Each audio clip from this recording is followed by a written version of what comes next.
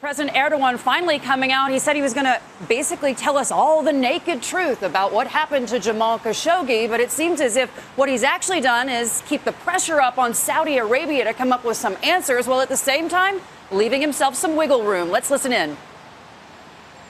The information and the evidence that we have so far collected indicate that Jamal Khashoggi was slain in a vicious, violent murder. Whitewashing such barbarity will, of course, injure and wound the conscience of all humanity.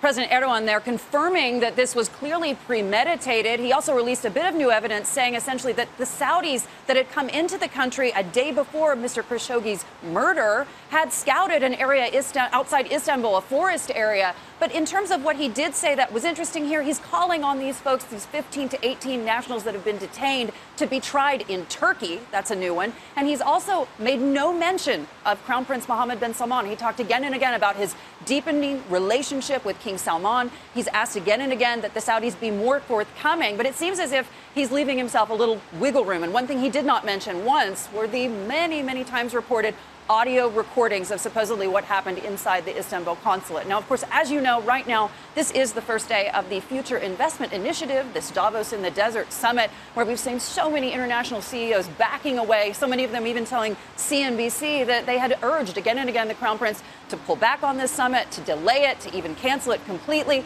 And yet, as we've seen, it's been going ahead over the last several hours. Now, a lot of support regionally here. We have King Abdullah speaking later today, King Abdullah of Jordan. We also have heard from the UAE's Sovereign Wealth Fund. We know Mohammed bin Rashid, the Prime Minister of the UAE and ruler of Dubai, is present as well. We know, of course, that there have been a lot of international investors from the East, a lot of Asian investors, and also, of course, the head of the Russia Direct Investment Fund. Now, interestingly enough, we've heard from the Kremlin in the last few moments as well. They said they're satisfied that no member of the Saudi royal family was involved here, and they're content to let these investigations go ahead. But I thought some really interesting comments coming out today from this investment initiative.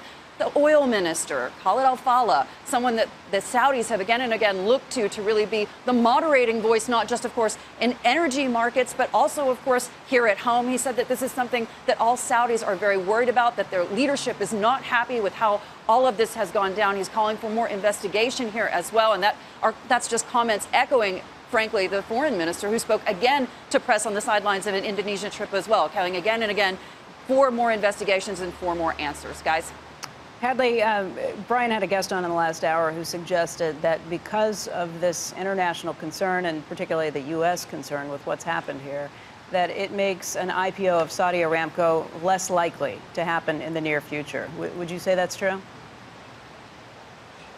Certainly, those are the comments that I've heard echoed over the last couple of days, Becky, because at the end of the day, what you have to understand is this is a conversation that could really basically, it could implicate the Saudis. It could change the game regionally. This is not the time, I think, for them to be thinking about this IPO. And that's certainly what I'm hearing on the sidelines of what's happened in the conference over the last few hours, but also in terms of the folks that we're speaking to on the ground. Nobody really wants to focus on Aramco when we're seeing so many regional dynamics upended and the potential upending of this U.S.-Saudi relationship.